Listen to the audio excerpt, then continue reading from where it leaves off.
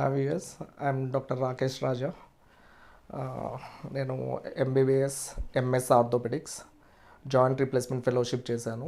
అలానే sports injuries కూడా fellowship చేశాను. నేను doctor Rakesh ortho and speciality హాస్పిటల్కి మేనేజింగ్ డైరెక్టర్, కొంపల్లి ఏరియాలో ఉంటుంది.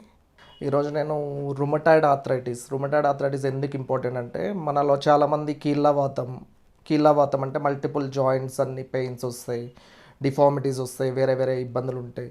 ఇది ఎందుకు ఇంపార్టెంట్ అంటే, రుమటాయిడ్ ఆర్థరైటిస్ అనేది ఒకటి క్రానిక్ డిసీజ్ అనమాట. క్రానిక్ అంటే it is of the long duration. ఎందుకంటే చాలా అది జస్ట్ సపోజ్ మనకి ఏదైనా దెబ్బ తగిలింది, నొప్పి తగ్గగానే వెళ్ళటం అట్లా కాకుండా ఇది చాలా ఇయర్స్ సంవత్సరాలు ఉంటుంది అనమాట. అందుకే రుమటాయిడ్ ఆర్థరైటిస్ అనేది ఇంపార్టెంట్ టాపిక్.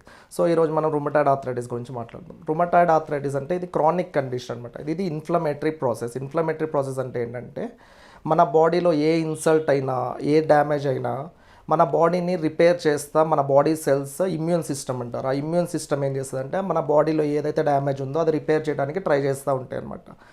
ఈ రుమటాయిడ్ ఆర్థరైటిస్లో ఏమవుతుందంటే, దీన్ని ఆటో ఇమ్యూన్ డిజార్డర్ అంటారు. అంటే మన బాడీ మనది రిపేర్ చేయాల్సిన మన బాడీ సిస్టమే మన బాడీ సెల్స్ ఓన్ సెల్స్కి ఎగనెస్ట్గా దాని మీదే రియాక్ట్ అవుతాయి అనమాట. ఇన్ఫ్లమేటరీ ప్రాసెస్ దాన్నే డిస్ట్రాయ్ చేస్తూ ఉంటాయి అనమాట. దీన్ని రుమటాయిడ్ ఆర్థరైటిస్ అంటారు. రుమటాయిడ్ ఆర్థరైటిస్ ఎందుకంటారంటే, ఇది మెయిన్గా జాయింట్స్ని ఇన్వాల్వ్ అవుతుంది. అలానే మల్టిపుల్ జాయింట్స్ అనేవి ఇన్వాల్వ్ అవుతాయి అనమాట. ఈ రుమటాయిడ్ ఆర్థరైటిస్లో ఏమవుతాయంటే, మెయిన్గా దీన్ని సిమెట్రికల్ ఆర్థరైటిస్ అంటారు. ఎందుకంటే వేరే డిజార్డర్స్ కూడా ఉంటాయి అనమాట. వేరే జాయింట్స్ని ఇన్వాల్వ్ అయ్యే వేరే దీంట్లో ఎట్లా డిఫరెన్షియేట్ చేస్తామంటే, దీన్ని సిమెట్రికల్ ఆర్థరైటిస్ అంటారు. సపోజ్ అదేంటంటే, మెయిన్గా ఏంటంటే హ్యాండ్స్ని ఎఫెక్ట్ అవుతుంది. దీన్ని సిమెట్రికల్ అంటే, సపోజ్ ఈ కీల్ వచ్చింది అనుకోండి, ఇటువైపు కూడా ఇదే కీల్లో రావటము. ఇదేంటంటే డిసీజ్ ఆఫ్ స్మాల్ జాయింట్స్ అంటారు. దాంతోపాటు ఏంటంటే కొన్నిసార్లు నీస్ ఎఫెక్ట్ అవుతాయి, కొన్నిసార్లు యాంకిల్ ఎఫెక్ట్ అవుతుంది, కొన్నిసార్లు స్పైన్ ఎఫెక్ట్ అవుతుంది. దీంట్లో ఏంటంటే దీన్ని ఇట్లానే నెగ్లిజెంట్గా వదిలేస్తే ఏమవుతుందంటే, ఇవన్నీ డిఫార్మిటీస్, ఆ జాయింట్ అంతా డిస్ట్రాయ్ అయిపోయి డిఫార్మిటీస్ అంటే మొత్తం మనకి నార్మల్గా ఉండాల్సిన స్ట్రక్చర్ కరెక్ట్ లైన్లో లేకుండా అన్ని డ్యామేజెస్ అవుతాయి అన్నమాట.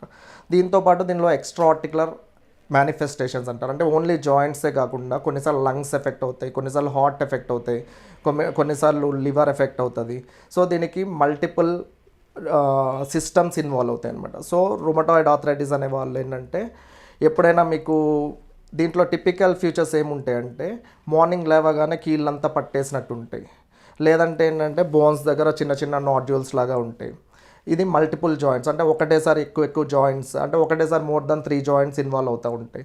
ఒక్కసారి స్వెల్లింగ్ వస్తే ఒక 2 వారాలు ఒక జాయింట్లో ఉండి వెంటనే వెళ్ళిపోవటము, లేదంటే దీన్ని ఏంటంటే ఫ్లీటింగ్ ఆర్థరైటిస్ అంటారు. అంటే ఒకసారి వచ్చిన జాయింట్ కాకుండా ఇంకో జాయింట్లో రావటము, ఇలా వస్తూ ఉంటాయి అన్నమాట.